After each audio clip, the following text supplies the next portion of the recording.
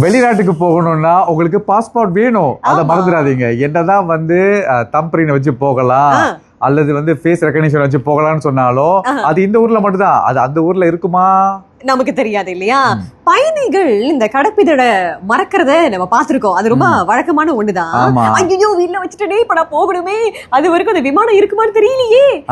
ஆனா விமானத்தை பறக்கக்கூடிய விமானியே அவருடைய கடப்பிதழ மறந்துட்டா. ஆமா, சில பேரு மனைவியோட கணவரோட பாஸ்போர்ட்லாம் எடுத்துட்டு போயிருக்காங்க. ஆனா இவரு பாஸ்போர்ட்டே எடுத்துட்டு போகல. ஆமா, இல்ல எடுத்துட்டு போனாரு.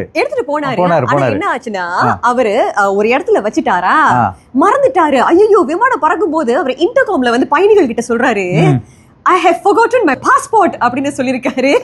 ஆமா, LA to Shanghai அவர் பறந்துட்டு இருக்கும் போது என்ன ஆச்சுன்னா 2 மணி நேரம் வான்ல இருந்த பிறகு அவர் ரியலைஸ் பண்ணிருக்காரு, ஓ என் பாஸ்போர்ட் கிட்ட இல்ல. அதாவது அந்த விமான நிலையத்துல ஏதோ ஒரு செக்கிங் செய்யும் போது எங்கேயோ ஒரு இடத்துல வச்சிட்டு வந்துட்டாரு. ஆமா ஆமா, யுனைடெட் ஏர்லைன்ஸ் ஃபிளைட் 198 இது வந்து ஷாங்காய்க்கு புறப்பட இருந்துச்சு, புறப்பட்டுடுச்சு. ஆனா 2 மணி நேரம் கழித்து யூ டர்ன் பண்ணி லாஸ் ஏஞ்சலஸ்க்கு போயிட்டாங்க. ஆமா, ஏன்னா நம்ம விமானி வந்து அவருடைய பாஸ்போர்ட் வந்து விமானத்துல கொண்டு வரல. ஆமா, இதனால பயணிகள் வந்து சரியான நேரத்துல போய் சேர முடியல. அவங்க எல்லாருக்கும் பற்றுச்சீட்டுகள் கொடுக்கப்பட்டன. ஆமா, இந்த மீல் வவுச்சர்ஸ் கம்பென்சேஷன்லாம் கொடுத்து இருந்தாங்க.